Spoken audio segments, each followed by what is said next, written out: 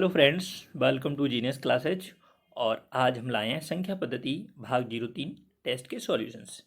ये टेस्ट हमारी श्रृंखला गणित की श्रृंखला में कल हुआ था और इस श्रृंखला के तहत हम रीट पटवारी पुलिस के विभिन्न सिलेबस को टॉपिक्स में डिवाइड करके इनकी टेस्ट श्रृंखला आयोजित कर रहे हैं। तो आइए जानते हैं इस टेस्ट श्रृंखला के सॉल्यूशंस। पहला question, 213 into 781 into 522 into 302 into 416 into 524 के गुणनफल का इकाई अंक बताइए। तो ये इकाई अंक से संबंधित सवाल है और ऐसे सवाल काफ़ी एग्जाम में पूछे जाते हैं। तो कैसे करेंगे इस एग्जाम को? जैसे पहली संख्या 213 है तो हम इसका इकाई अंक ले लेंगे 3, केवल 3 के साथ आगे बढ़ेंगे इंटू। अगली संख्या 781 है तो इसका इकाई अंक हम 1 लेंगे इंटू। अगली संख्या 522 है, उसका इकाई अंक 2 लेंगे इंटू। संख्या 302 है, उसका इकाई अंक भी 2 लेंगे इंटू। अगली संख्या 416 है, उसका अंक 6 लेंगे इंटू। और अगली संख्या 524 है, उसका अंक 4 लेंगे। अब हम गुणा करें तो जैसे 3 का 1 से गुणा किया तो यहाँ तक 3 आया, 3 का 2 से गुणा किया तो यहाँ तक 6 आया, 6 का आगे गुणा किया 6 दूनी 12 आया। अब 12 से गुणा नहीं करना है, इसके इकाई अंक से आगे गुणा करेंगे। 2 का गुणा 6 में किया फिर 12 आया, और फिर जिसके 2 के गुणा 4 से किया तो 8 आया। यानी इस संख्या का जो भी आंसर आएगा लेकिन उसके लास्ट में 8 आएगा। तो इस संख्या का इकाई अंक यानी इसके गुणनफल का इकाई अंक जो आएगा वो 8। नेक्स्ट क्वेश्चन, ये घातांक के रूप में है। 157 की घात 45 को हल करने पर इसका इकाई अंक क्या आएगा? तो वो सवाल गुणनफल के रूप में था, लंबी श्रृंखला के रूप में। ये सवाल घातांक के रूप में है। तो घातांक वाले सवाल में हम क्या करते हैं कि जो भी घातांक होती है, घातांक, उस घातांक को हम 4 से डिवाइड करते हैं। 4 से डिवाइड करने पर हम देखते हैं कि शेषफल क्या प्राप्त हो रहे हैं। तो 4 से डिवाइड करने पर शेषफल 0 आ सकता है, 1 आ सकता है, 2 आ सकता है और 3 आ सकता है। 4 से भाग देंगे तो 4 तो शेषफल आएगा नहीं, 4 से कम और 0 तक आ सकता है। तो जो भी शेषफल बचेगा हम उस घात को उठा के और उसकी जगह ये शेषफल लगा देंगे। 1 बचेगा तो 1, 2 बचेगा तो 2, 3 बचेगा तो 3। लेकिन 0 बचेगा तो 0 नहीं लगाएंगे, 4 लगाएंगे हम। 0 की जगह थोड़ा सा स्पेशल ध्यान रखना है, अगर किसी में शेषफल 0 बचता है तो वहाँ आपको 4 लगाना है। करना क्या है, जो भी घातांक, जैसे यहाँ घातांक है 45, तो 45 में आप 4 का भाग दोगे तो आपको पता है शेषफल 1 बचेगा, शेषफल 1 बचेगा। अब आपकी जो सवाल है 157 की घात 45, उसमें उस घातांक को हटा के उसकी जगह आप अपनी तरफ से जो शेष बचा है वो शेष लगा दोगे। और इस तरीके से 157 की घात 1, तो 157 की घात 1 पढ़ लो, या इसका भी इकाई अंक कितना है 7, 7 की घात 1 पढ़ो। और 7 की घात 1 का इकाई अंक 7 को 1 बार गुणा करने पर 7 आता है। तो इस तरीके से इसका आंसर 7 होगा। तो घातांक वाले सवालों में ध्यान रखना आपको किस तरीके से करना है। जो भी घातांक हो उसमें 4 का भाग देना है, जो शेष बचेंगे 1, 2, 3 उनको लगा देना है, 0 बचती है तो 4 लगा देना है। ठीक है, इस तरीके से हम शेषफल इकाई अंक ज्ञात कर सकते हैं किसी भी घातीय प्रसार का। आगे बढ़ते हैं। क्वेश्चन नंबर 3, यहाँ 2 सवाल जोड़ दिए हैं। 4387 की घात 245 इंटू 621 की घात 72। तो हम दोनों को अलग अलग करते हैं। तो हम पहले 245 में 4 का भाग दें और शेष देखें। तो भाग देने के लिए भी आपको यहाँ पे पूरी संख्या में भाग देने की ज़रूरत नहीं है, पीछे के 2 अंकों में ही भाग दे लिया करो। यहाँ 45 में ही भाग देंगे तो 45 में 4 का भाग दोगे तो आपको पता है शेष 1 बचेगा। इधर आप 72 में 4 का भाग दोगे तो यहाँ भी आप शेष निकाल सकते हो। 72 में 4 का भाग देने पर आपका शेषफल 0 बचेगा। तो आपको पता है 0 बचता है तो 0 की जगह हम क्या लगाते हैं, 0 की जगह हम 4 लगाते हैं। अब हम सवाल से आगे बढ़ते हैं। हमारा सवाल है 4387 की घात 245। तो हम 4387 का 4387। इसकी घात 245 न लगा के शेषफल 1 लगाएंगे, इंटू अगली संख्या है 621 की घात 72। तो 621 की घात हम 4 लगाएंगे।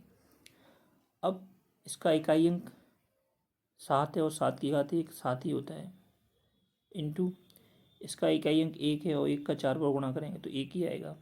और इस तरीके से 7 इंटू 1 करेंगे तो 7 आएगा। तो यहाँ हमारा आंसर 7 होगा। इस गुणनफल का इकाई अंक 7 आएगा। तो ये 2 सवाल हैं, दोनों सवाल अलग अलग करके इस सवाल का इकाई अंक 7, इस सवाल का इकाई अंक 1 और दोनों का गुणा करेंगे तो 7 आएगा।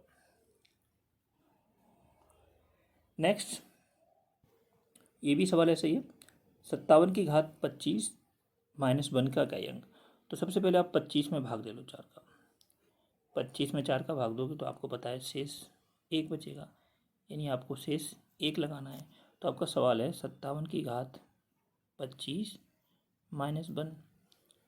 तो यहाँ आप 57 की घात यानी 7 की घात 25, 57 का इकाई अंक लेंगे 7 और उसमें 1 लगाएंगे आप, यानी 57 की घात 1 लगाओ आप, तो सीधा सीधा माइनस 1। और यहाँ आप 7 की घात 1 7 आता है, माइनस 1। अब किसी संख्या के पीछे 7 है और उसमें से 1 घटाना है, तो संख्या तो कुछ भी बचेगी लेकिन पीछे 6 बचेगा। 7 माइनस 1 6, तो इसका आंसर 6, चॉइस 1। तो इस तरीके से ये सवाल भी। नेक्स्ट क्वेश्चन, ये भी उसी तरीके का सवाल है। 1001 की घात 2008 प्लस 1002 का अंतिम अंक कौन सा है?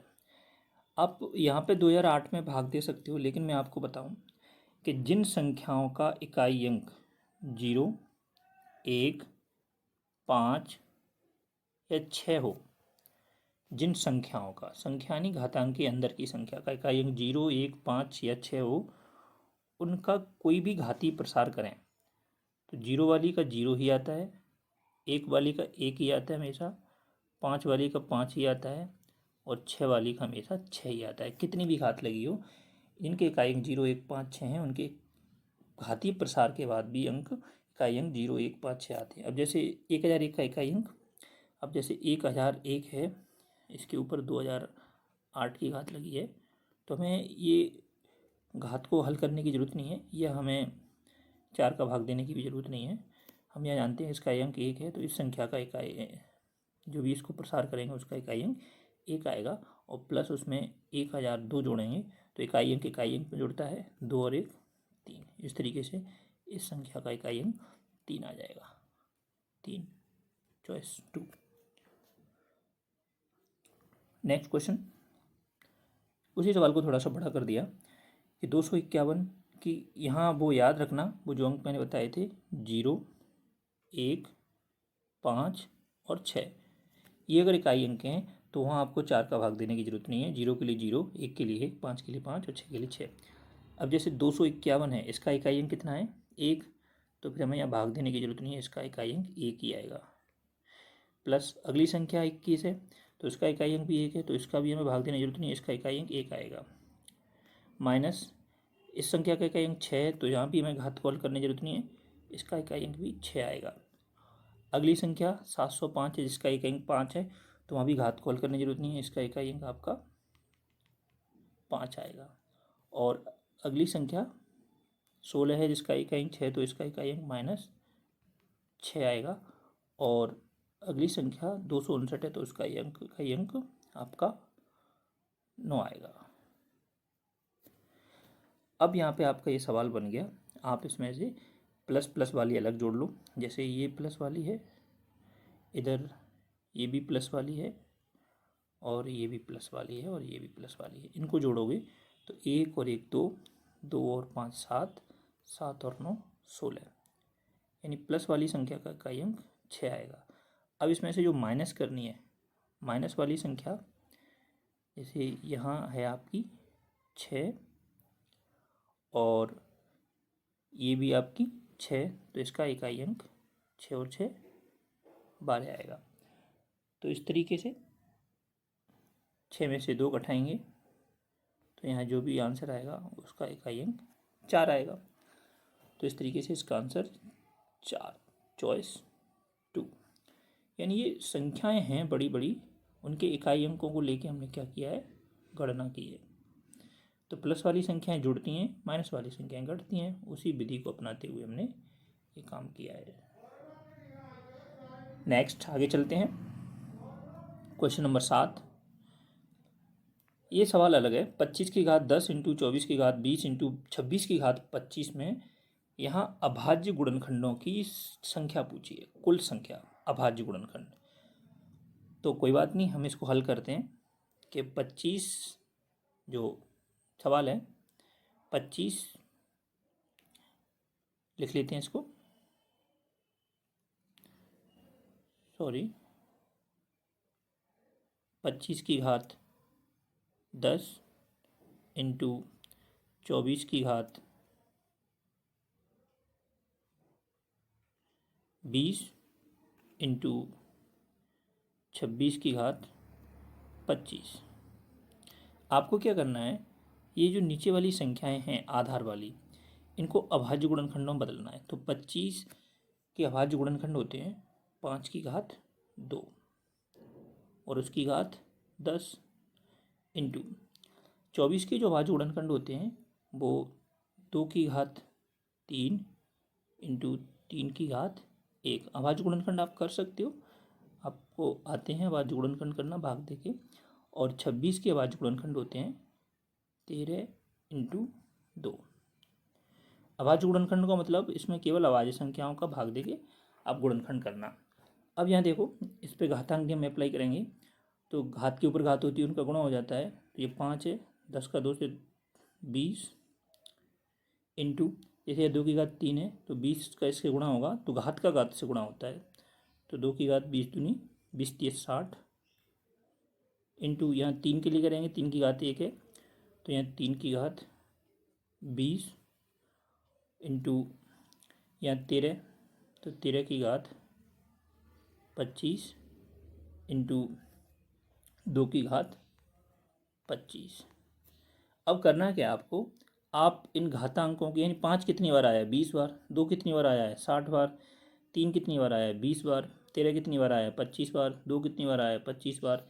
इन सब घातांकों को जोड़ लो, 20 60 20 25 और 25, इनको जोड़ लोगे तो आपकी अभाज्य गुणनखंडों की संख्या प्राप्त होगी, जो कि आपको 150 प्राप्त होगी, 150। इस तरीके से हम अभाज्य गुणनखंडों की संख्या ज्ञात करते हैं। Next question, question number 8। एक झुंड में 85 सिर हैं, इनमें से कुछ कुत्ते तथा कुछ सिपाही हैं। यदि इनके पैरों की कुल संख्या 296 हो तो कुत्तों एवं सिपाहियों की संख्या ज्ञात कीजिए। ऐसे सवालों में अक्सर एक आदमी, यानी एक इकाई 2 पैर वाली होती है और एक इकाई 4 पैर वाली होती है। जब भी ये सवाल बनते हैं तो इसमें ऐसे 2 समूह लिए जाते हैं जिसमें एक समूह 2 पैर वाला और एक समूह 4 पैर वाला होता है। अक्सर ऐसे सवालों को हम रेखीय समीकरण द्वारा करते हैं। रेखीय समीकरण में हम एक व्यक्ति को x मान लेते हैं और दूसरे व्यक्ति को y मान लेते हैं, और उनके पैर के लिए 2 का गुणा और 2 पैर वाले के लिए 2 का गुणा और 4 पैर वाले के 4 का गुणा करके कुल पैर निकालते हैं। लेकिन यहाँ हम समीकरण का यूज नहीं करेंगे क्योंकि समीकरण बहुत लेंथी हो जाते हैं। हम यहाँ पे एक छोटी सी ट्रिक का यूज करेंगे। हम क्या करेंगे कि जैसे हम देखेंगे सिर कितने हैं, इसमें सिर हैं 85 और 85 सिर हैं, तो हम 85 इंटू, जैसे हमें पहले क्या निकालना है, इसमें कुत्तों की संख्या निकालनी है, कुत्तों की, और बाद में सिपाहियों की संख्या निकालनी है। तो आपको अगर कुत्तों की संख्या निकालनी है पहले, तो कुत्ते 4 पैर वाले होते हैं, तो 4 पैर वाले होते हैं तो आप 2 का गुणा कीजिए इसमें। यानी कहने का मतलब है कि अगर 4 पैर वाले की संख्या निकालनी है तो 2 का गुणा कीजिए, और 2 पैर वाले की संख्या निकालनी है तो 4 का गुणा कीजिए, उल्टा गुणा करना होता है। तो हमें कुत्तों की संख्या निकालनी है, कुत्ते के 4 पैर होते हैं तो हमें सिरों की संख्या में 2 का गुणा करेंगे। तो इस तरीके से जो हमें प्राप्त होगा, 2 पन 10, 2 8 16 और 170, तो 170 पैर प्राप्त होंगे 2 का गुणा करने से। लेकिन इसमें जो पैर दे रखे हैं वो 296 हैं, तो यहाँ हम 296 और 170 का डिफरेंस करेंगे, अंतर लेंगे। तो जब हमें अंतर प्राप्त हुआ 6, 9 में से 7 गए 2, 2 में से 1 गया 126। तो 126 अब हमें क्या करना है कि 126 के आधे कर देंगे जो कि 63। तो इस तरीके से ये 63 कुत्तों की संख्या आई 4 पैर वाले। तो 63 आए आपके 4 पैर वाले। क्यों? क्योंकि मैंने कहा था कि अगर 4 पैर वालों की संख्या निकालनी है तो पहले सिर में 2 का गुणा करेंगे और जो पैर आएंगे वो वास्तविक पैरों से उनका डिफरेंस कर लेंगे और उसमें 2 का भाग दे देंगे तो कुत्ते की संख्या निकल आएगी। तो कुत्ते 63 हैं। तो अब 85 में से 63 माइनस कर दो, 85 माइनस 63, तो बचे हुए निकल आएंगे आपके 2 पैर वाले यानी व्यक्ति। तो हमारा आंसर आया 63 और 22, 63 और 22।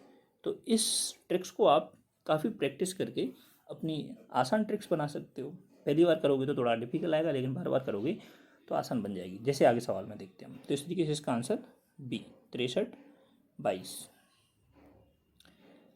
जैसे ये सवाल भी ऐसा है, कुछ गडरिए 2 पैर वाले, भेड़ 4 पैर वाले भेड़ चरा रहे हैं। यदि ज़मीन पर कुल 230 पैर हैं और उनके सिरों की संख्या 60 है तो भेड़ों की संख्या निकालनी है। आपको भेड़ों की संख्या निकालनी है। आपको पता है भेड़ों की संख्या 4 पैर वाले निकालनी है तो आप उल्टा गुणा करोगे, 60 में आप 2 का गुणा करोगे। 4 पैर वालों की संख्या निकालनी है तो हमें गुणा करना होता है 2 का। तो 120 ये पैर आए, लेकिन वास्तविक पैर कितने दे रखे हैं? 230।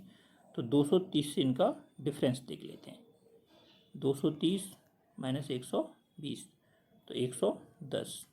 और 110 के क्या करने होते हैं? आधे।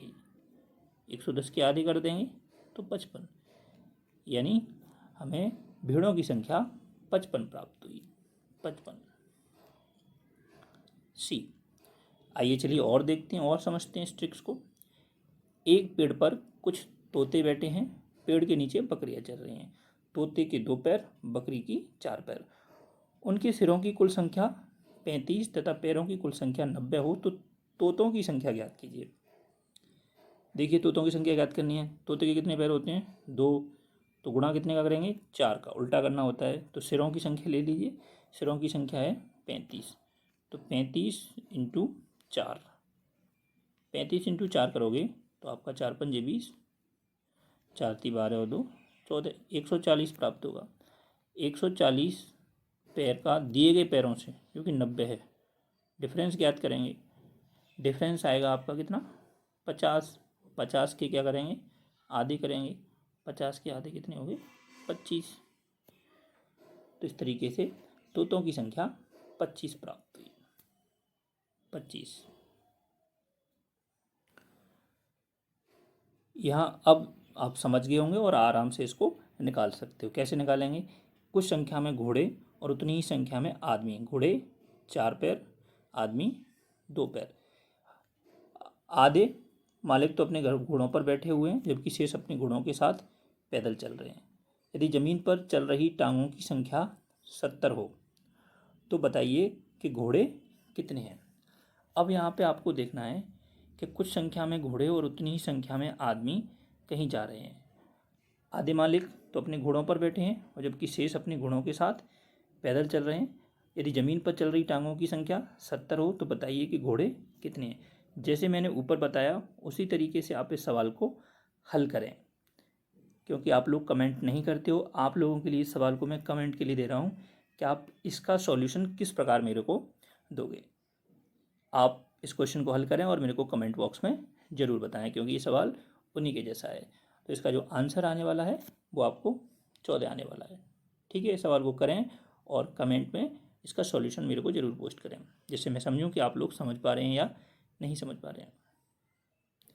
Next question number 12।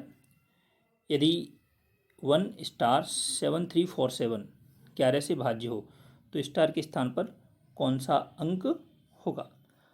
11 से भाजकता के लिए आप जानते हो कि जैसे कोई संख्या 1 है, ये 1 स्टार 7 3 4 7, तो इसके आप एकांतर क्रम में जोड़े बनाते हो। जैसे एक का एक छोड़ के 7 से बनेगा, फिर इसका 4 से बनेगा। यहाँ आपका स्टार का 3 से बनेगा और 3 का 7 से बनेगा। इधर इनका जोड़ 1 + 7 + 4 बराबर 12 होगा, और इनका जोड़ आपका स्टार +3 + 7 बराबर 10 + स्टार होगा। आपको पता है इनका भाग जाने के लिए इन दोनों का अंतर 0 होना जरूरी है। तो ये 0 जब हो सकते हैं जब ये 12 है, तो ये भी 12 होना चाहिए, और ये 12 तब होगा जब इस स्टार की वैल्यू कितनी होनी चाहिए, 2 होनी चाहिए। तो इस तरीके से 11 का भाग जाने के लिए इस स्टार की वैल्यू 2 होनी चाहिए। तो इसका ऑप्शन सी। क्वेश्चन नंबर 13, कोई संख्या है 2 3 4 स्टार 4 12 से भाज्य हो तो स्टार के स्थान पर।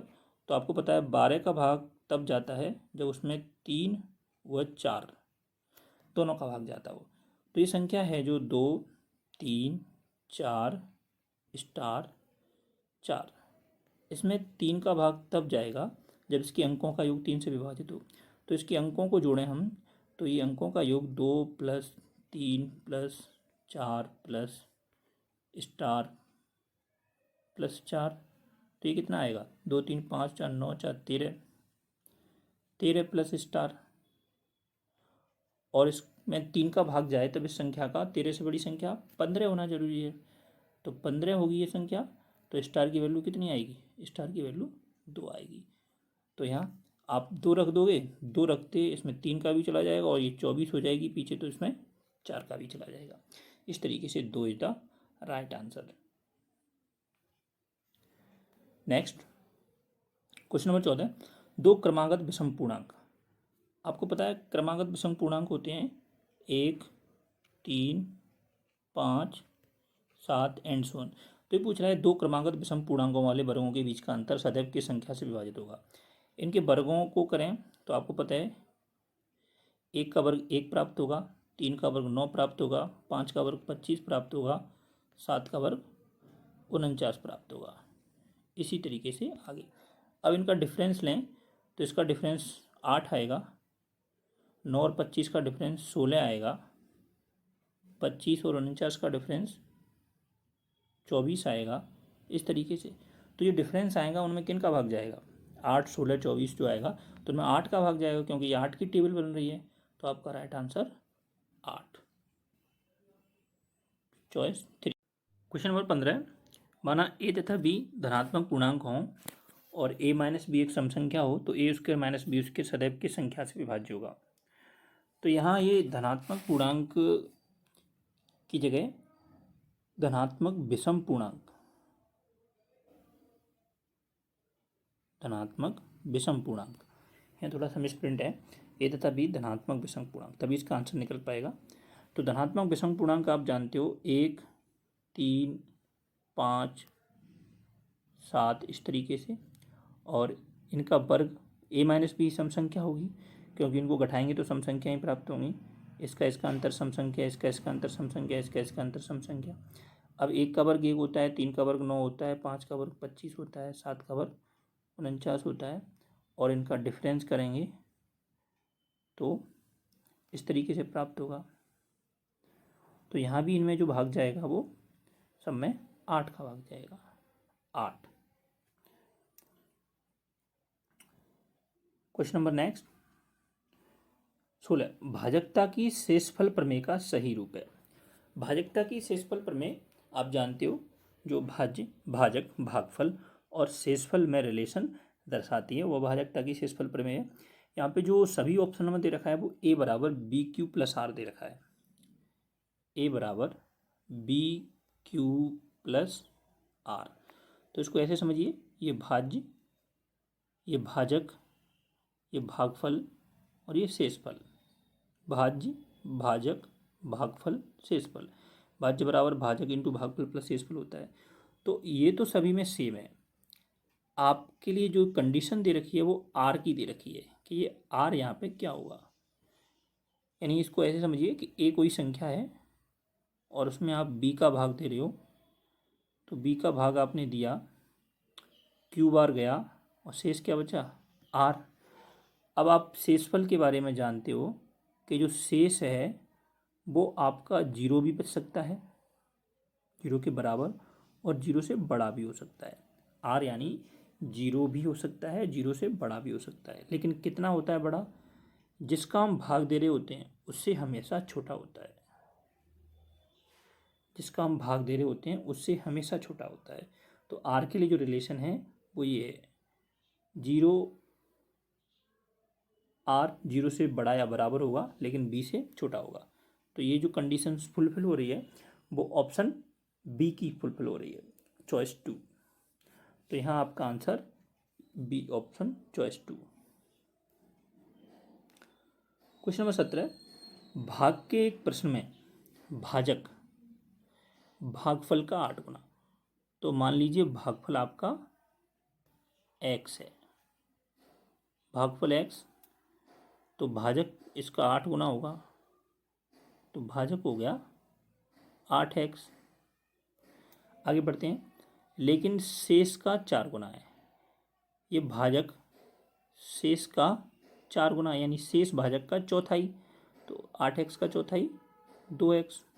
तो इस तरीके से हमें तीनों प्राप्त हो गए। लेकिन सवाल में दे रखा है यदि शेष 20 हो, ये शेष अगर 20 है तो यहाँ से x की वैल्यू कितनी आएगी? x की वैल्यू 10 आएगी। तो x की वैल्यू 10 आएगी, तो अभी इसको x को मान को यहाँ रखेंगे, तो भागफल हो जाएगा 10, भाजक हो जाएगा 80, और शेषफल तो 20 है ही। अब भाज्य का मान पूछा है, तो भाज्य बराबर आप जानते हो, भाज्य बराबर भाजक इंटू भागफल। भाजक 80 इंटू भागफल 10 प्लस शेषफल यानी 20। तो इस तरीके से 80 इंटू 10 800 प्लस 20 820, 820 प्राप्त होगा, चॉइस डी। क्वेश्चन नंबर 18, एक संख्या में 60 से भाग देने पर शेष 35 प्राप्त होता है। यदि उसी संख्या में 12 से भाग दिया जाए तो शेष कितना प्राप्त होगा? इन सवालों को आप आसानी से करते हो कि कोई संख्या है जिसमें आप पहले 60 से भाग दे रहे हो तो 35 आ रहा है, अब उसी संख्या में 12 से भाग दे रहे हो, तो यहाँ 2 बार भाग दिया, एक बार 60 से एक बार 12 से। तो इस सवालों में जो दूसरा वाला भाजक होता है वो हमेशा पहले वाले भाजक का गुणनखंड होता है। जैसे दूसरा वाला भाजक 12 है तो वो 60 का कोई ना कोई गुणनखंड होगा, तभी इसका सॉल्यूशन निकलेगा। तब हम क्या करते हैं कि यहाँ देखते हैं कि 12 है और वो 60 का गुणनखंड है, तो हम डायरेक्टली जो पहले वाला शेषफल था 35, उसमें नए वाले भाजक का भाग देते हैं और शेषफल ज्ञात कर लेते हैं। तो 35 में 12 का भाग देंगे तो 12 दूनी 24, जो शेष बचेंगे वो 11 बचेंगे। इस तरीके से राइट आंसर 11 है। लेकिन यहाँ यह ध्यान रखना आवश्यक है कि पहले वाला और दूसरे वाले भाजकों में हमेशा गुणनखंड का रिलेशन होना चाहिए। नेक्स्ट, एक संख्या को जब 42 से विभाजित किया जाए तो शेषफल 34 आता है। यदि उसी संख्या को 8 से विभाजित करें तो शेषफल क्या आएगा?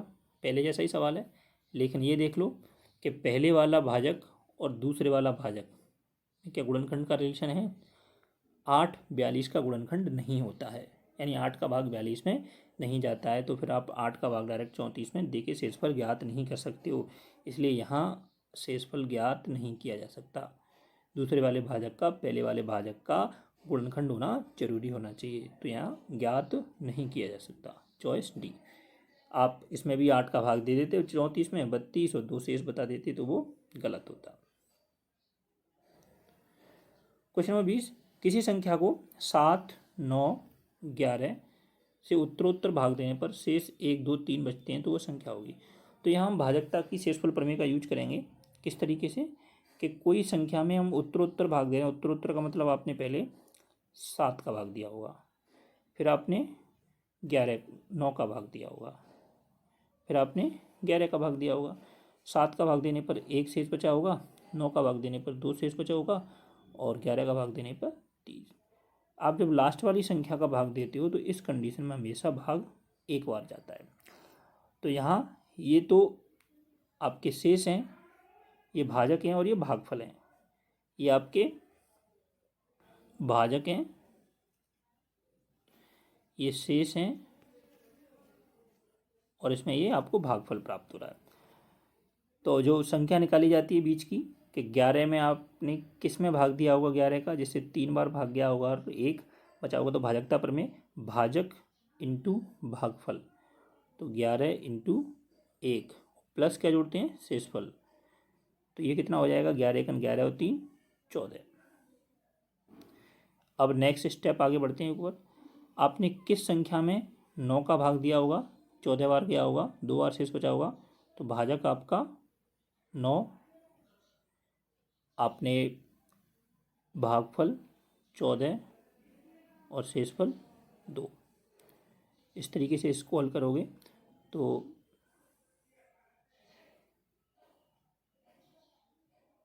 14 नंबर 126 प्लस 2 128। नेक्स्ट आगे बढ़ेंगे। आपने 7 में किस संख्या में भाग दिया होगा, जिससे 128 बार गया होगा, एक शेष बचा होगा। तो यहाँ आप 7 इंटू 128 और प्लस 1 करोगे। तो इस तरीके से ये भाजक, ये भागफल, ये शेषफल, और इसको गुणा करने पर आपको प्राप्त होगा 897। 897। तो इस तरीके से राइट आंसर 897। तो ये रहे गणित के 20 सवाल और उनके सॉल्यूशंस। तो उम्मीद करता हूँ आपको समझ में आ गए होंगे। अगर कोई क्वेश्चन समझ में नहीं आया है तो कमेंट बॉक्स में कमेंट जरूर करें, और जो क्वेश्चन मैंने आपको दिया है उसका सॉल्यूशन भी पोस्ट करें। धन्यवाद।